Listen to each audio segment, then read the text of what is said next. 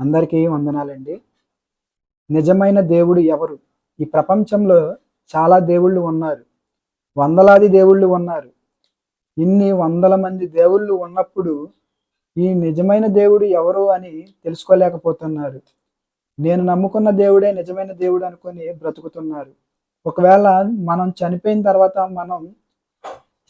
తర్వాత నిజమైన దేవుడు ఈయన కాదు, వేరే దేవుడా, ఈయన సృష్టిని సృష్టించింది, ఈయన కలిగించింది అని చెప్పి అప్పుడు తెలుసుకుంటే లాభం లేదండి. నరకానికి వెళ్ళిపోతారు.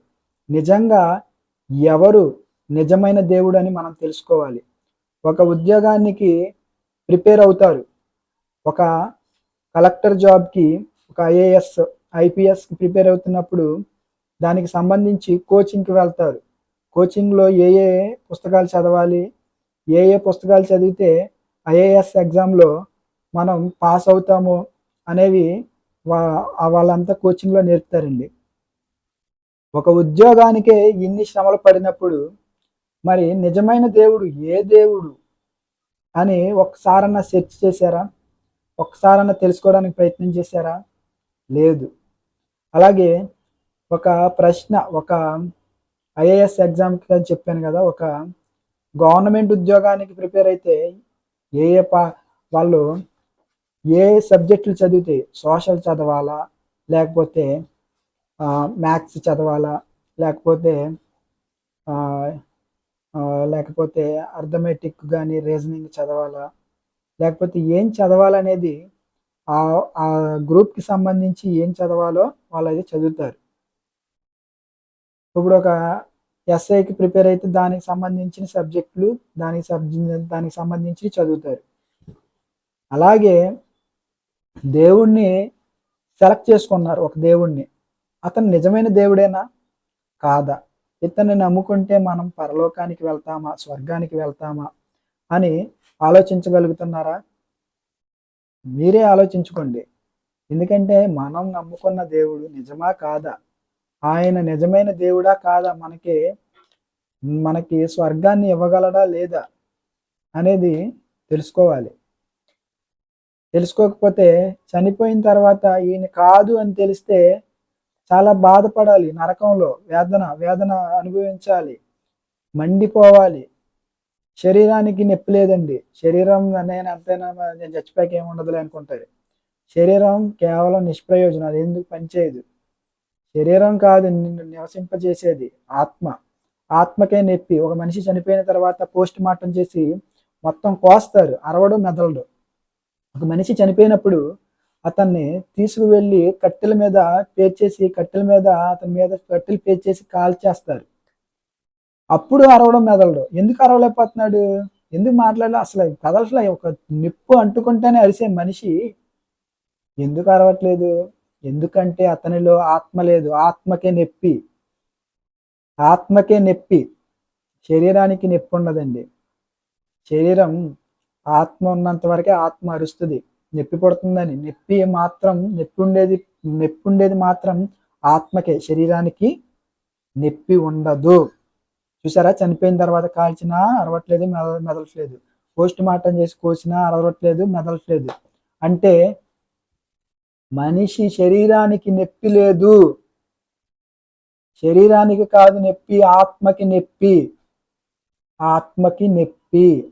ఆత్మని మీరు ఎలా పడితే అలాగా బ్రతికి, ఎలా పడితే అలాగా ఏ దేవుణ్ణి పడితే ఆ దేవుణ్ణి నమ్ముకుంటే మీరు చనిపోయిన తర్వాత మిమ్మల్ని నరకంలో పెట్టేస్తాడు దేవుడు. తండ్రి అయిన దేవుడు యెహోవా తండ్రి, ఆయన ఆయన మాట వలన భూమి ఆయన మాట వలన భూమి ఇవన్నీ ఈ సృష్టి మొత్తం కలిగాయి. తండ్రి అయిన దేవుడు కుమారుడితో పలకమంటే ఆయన పలకగా, యేసుక్రీస్తు పలుకగా ఇవన్నీ కలిగాయి. యేసు మాటతో విశ్వములు కలిగాయి. ఈ ప్రపంచం పుట్టింది. ఇవన్నీ ఆయన నోటి మాటతో కలిగాయి. తండ్రి తయారు చేపించుకున్నాడు. అలాగే నిజమైన దేవుడు ఎవరో తెలియకపోతే నరకానికి వెళ్ళిపోతారు.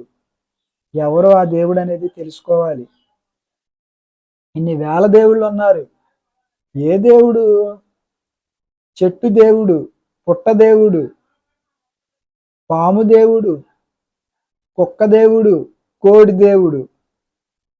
ఏది దేవుడు, ఎవరు దేవుడు అనేది తెలుసుకోవాలి కదా. నిజమైన దేవుడు ఎవరనేది మనం తెలుసుకోవాలి. తెలుసుకోకపోతే నరకానికి వెళ్ళిపోతాం.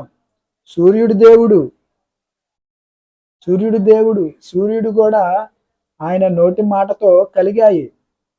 నోటి మాటతో సూర్యుడు కలిగాడు. సూర్యుడు దేవుడు కాడు, మన కోసం ఏర్పరిచాడు. సూర్యుడు మన కోసం వెలిగించడానికి ఏర్పడ్డాడు. దేవుని మాట అంత గొప్పది. దేవుడు చాలా గొప్పవాడు.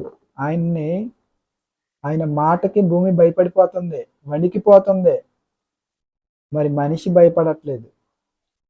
పోయేది ఏంటో నేను ఏదో చెప్పేసి మిమ్మల్ని భయపెట్టేసి, లేకపోతే మిమ్మల్ని బతిమలాడుకోవట్లేదు.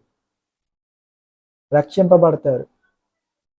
క్రీస్తులోకి వస్తే రక్షింపబడతారు. క్రీస్తు తండ్రి పంపగా వచ్చిన కుమారుడు, తండ్రి కుమారుడు. ఆయన పరలోకం నుండి దిగి వచ్చిన కుమారుడు.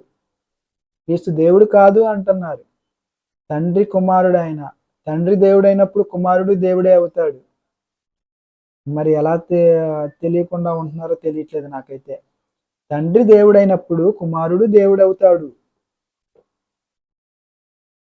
రాజు కుమారుడు, రాజు ఉంటాడు. రాజు కుమారుడు, రాజు తర్వాత కుమారుడు రాజు అవుతాడు.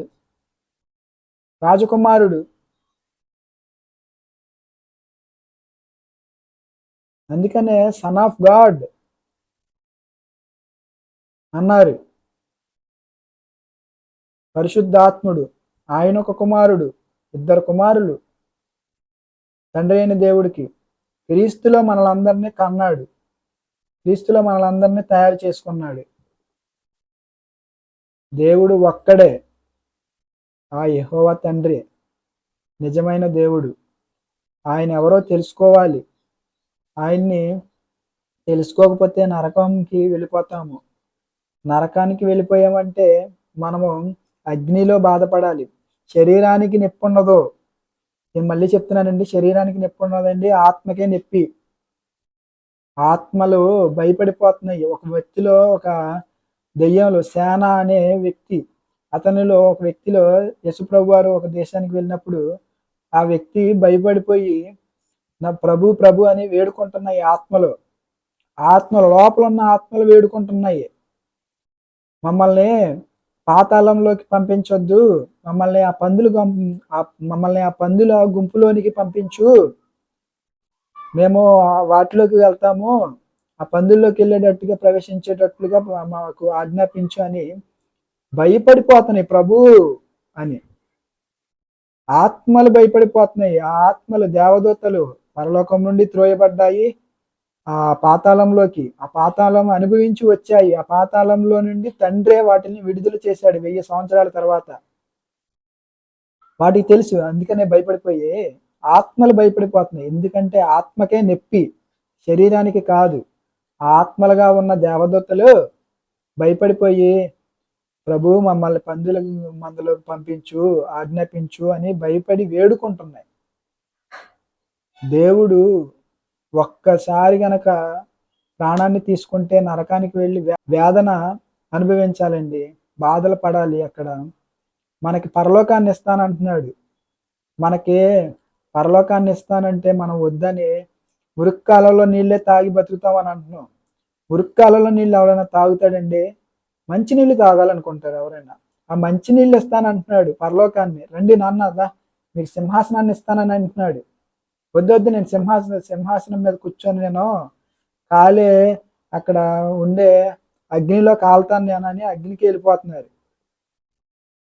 దేవుడు ఒక్కడేనండి.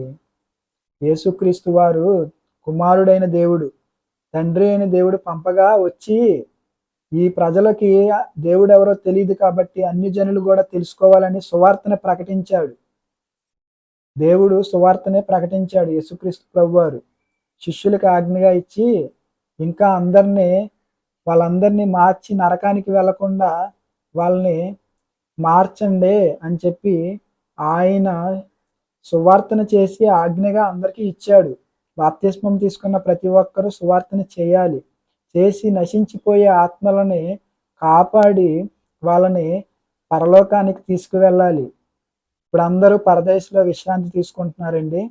వాళ్ళందరినీ యేసుక్రీస్తు ప్రభువారు తిరిగి ఆయన వచ్చే రెండవ రాకడలో భూమి మీదకి తీసుకొచ్చి భూమి మీద నుంచి వాళ్ళందరినీ మరలా వారికి శరీరాలు ధరింపచేసి పరలోకానికి తీసుకువెళ్ళిపోతారండి.